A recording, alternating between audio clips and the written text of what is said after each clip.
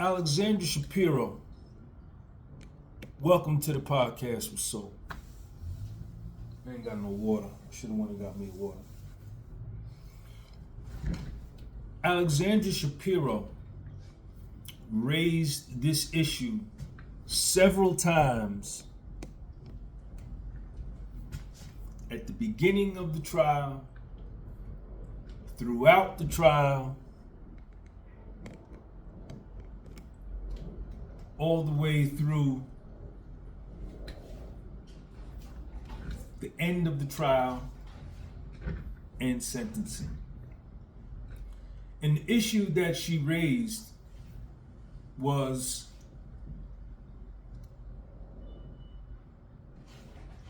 the race issue. Alexander Shapiro is a white woman. She's Puffy's lawyer.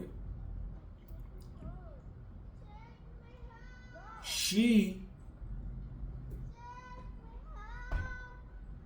raised the issue that Puffy was targeted because of his success as a foundational Black American man in the United States of America, of his massive success. She raised this issue. I never spoke on this issue. I read all of Alexander Shapiro's stuff. Alexander Shapiro and myself will be sitting down for an interview at some point to talk about the trial. We already had a date to do it, but things changed, and we are going to put the interview off until everything is done. But me and Alexander Shapiro is gonna sit down and talk about the trial. I never raised the issue myself on my channel, not one time ever throughout the course of my coverage of the trial, from the first day I got there all the way up until the end, verdict and sentencing.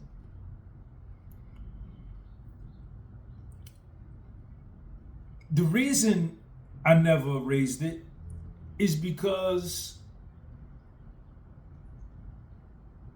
I wanted to stick to the law. I wanted to stick to the law, the evidence, the witnesses, the assistant U.S. attorneys, the prosecutors, the defense attorneys, the judge, the jurors, the legality, precedent cases, testimony, evidence. I wanted to stick to that. And I deliberately avoided purposefully talking about Puffy's race being a foundational Black American, my race being a foundational Black American. Because my people, and let me qualify, my father's side, we go back to South Carolina, and on my mother's side, we go back to the state of Georgia in the South. My mother picked cotton as a little girl for 75 cents a day, and on my father's side, my grandfather was a sharecropper his whole life, and my aunts and uncles and my father also picked cotton and worked in the field. So I can lay claim to being a foundational Black American. Even more so on my mother's side, we traced our ancestry back to a female matriarch. Her name was Emma Fox. She was native Cherokee. Goes back to maybe the late 18th century or maybe the early 19th century, the late 1700s or the early 1800s. We did that. On my father's side, we traced our patriarch back to around 1836 to a man by the name of Killis Wright, who was a slave.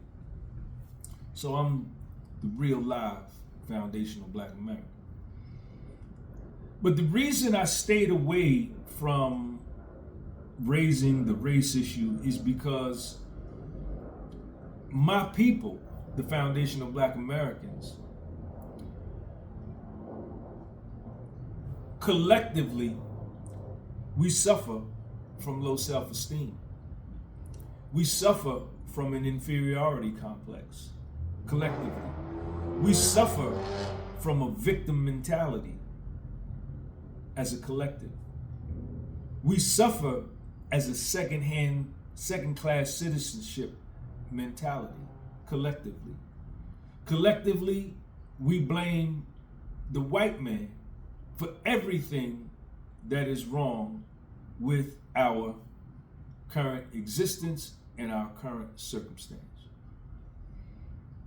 Failing to look at our own judgment, our own choices, our own decisions, our lack of initiative, our lack of drive, our lack of organization, our lack of planning.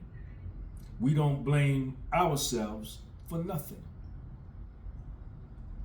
Collectively. Now, me, personally, as an individual nigga, I blame myself for everything. I take full accountability and full responsibility for what happens to me. And I understand that I'm a tremendous human being, and I'm probably better than all of the 8 billion people on the planet. I will compete against anybody, and I will bet on myself every day. Nobody that exists, that is alive on this planet, is better than me. Most likely, I'm better than them, and I'm talking to everybody. That's how I think, that's how I feel. My confidence is extremely high, and so is my self-perception. That being said, I didn't want to introduce, not on my channel, not me, coming right out at the onset, oh, the government just trying to bring down the black man, the government, other black man, the crackers trying to bring down the black man. I wasn't gonna do that, and I did not do that. As I shared with you earlier, my focus was on the law, the evidence, the attorneys, the judge, the jury, the facts, the law.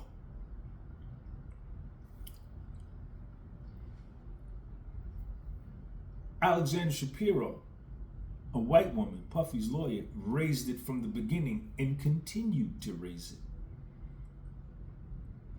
I did speak on the removal of juror number 6. I did speak on the Southern District of New York using 7 of its 9 peremptory challenges to strike 7 black jurors from the jury with no explanation, which was about 82%. If you divide 7 by 9, that'll give you like 81.2 something percent or 81.7% of their peremptory strikes to strike black jurors. And I saw that. You know, and like I say, I'm 56 years old, and I've lived in this skin, in this country for this amount of years. So I know the history of this country. Not only do I know the history, I've experienced it myself in my real life. Why I make this video is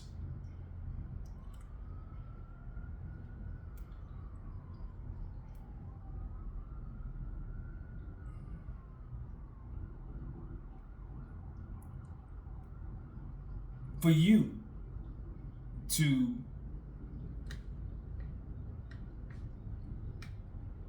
decide.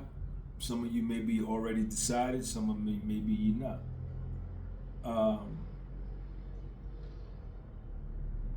what you think.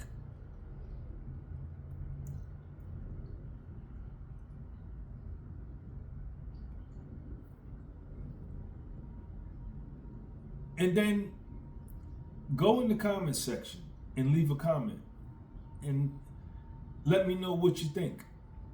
I also know this myself, having done time in the federal prison system in this country. My case, there was no racism involved. I broke the law, open and notoriously. I got indicted and I pled guilty and I went to prison, as I should, because I broke the law.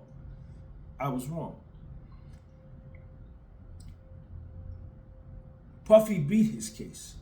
He got acquitted of the 3 serious charges, and he was convicted on the Mann Act. And I'm going to talk to Puff at some point. Puff will also do an interview on this channel with me and him alone. And I bet you he would say that although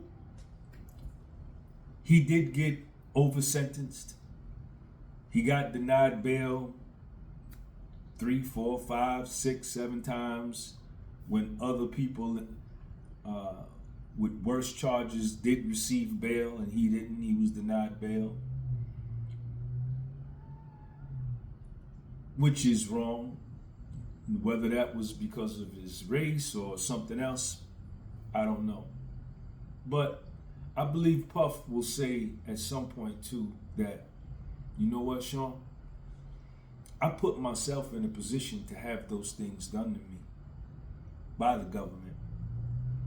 Had I not entertained these people that I was involved with, these behaviors I was getting down with, none of this would have ever happened. Maybe he does, maybe he doesn't. I think he does. Because one thing about going to prison is that you are in there. When I was in there, I had nothing to do but to reflect and look at myself and what I had done or what I hadn't done, had not done, to put myself in prison. But I wonder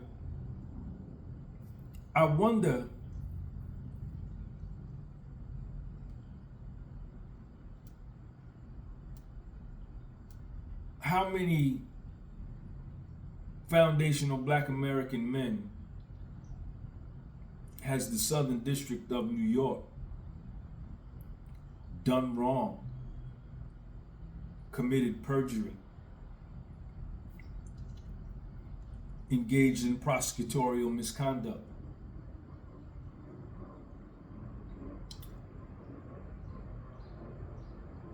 pre-trial, during the trial,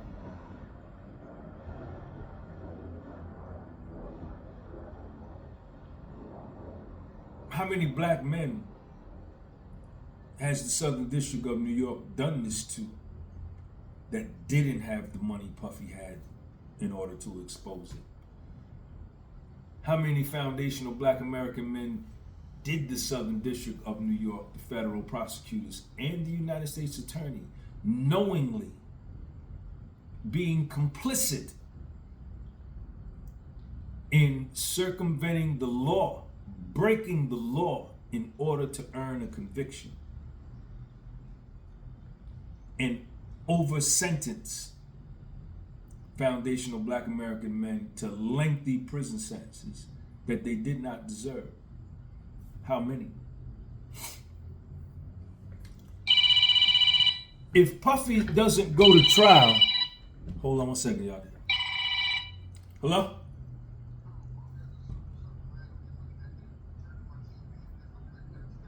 Yeah, I got discovered. Listen, I'm shooting a video. I'm gonna call you right.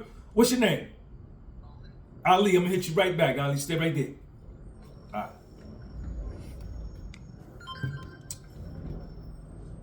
How many foundational black American men have assistant U.S. attorneys and United States attorneys in the federal, under the Department of Justice? How many foundational black American men have they fucked over like they were trying to do to Puff?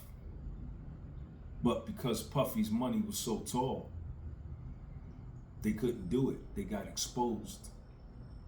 And Puff took the risk and went to the jury trial. In the Southern District of New York is forever exposed as cheaters.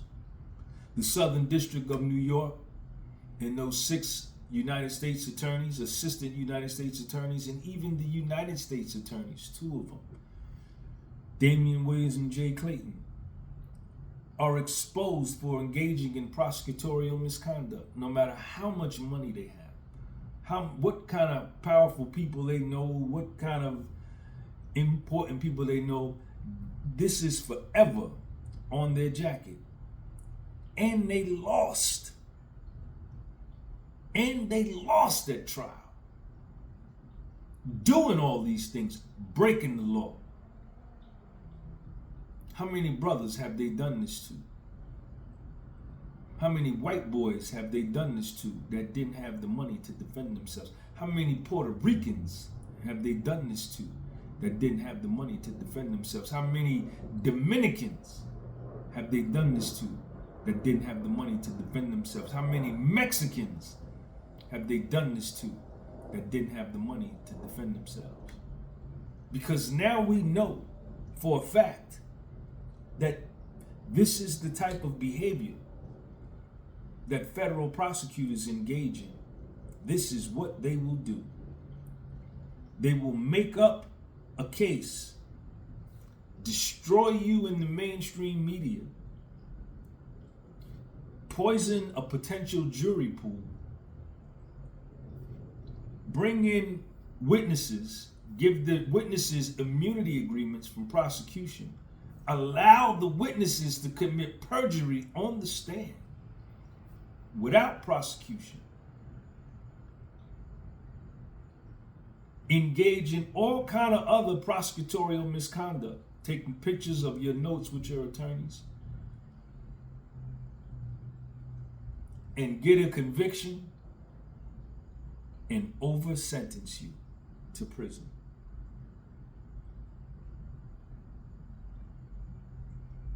How many foundational black American men has the Southern District of New York done this to? How many foundational black American men are sitting in a federal prison around the country that came through the Southern District of New York criminal justice system and got railroaded like they tried to do to Puff and got over-sentenced or forced to take plea agreements for crimes that they didn't commit, because if they went to trial, the sentence would have been too long. So it was easier to take the plea, even though they know they didn't do it.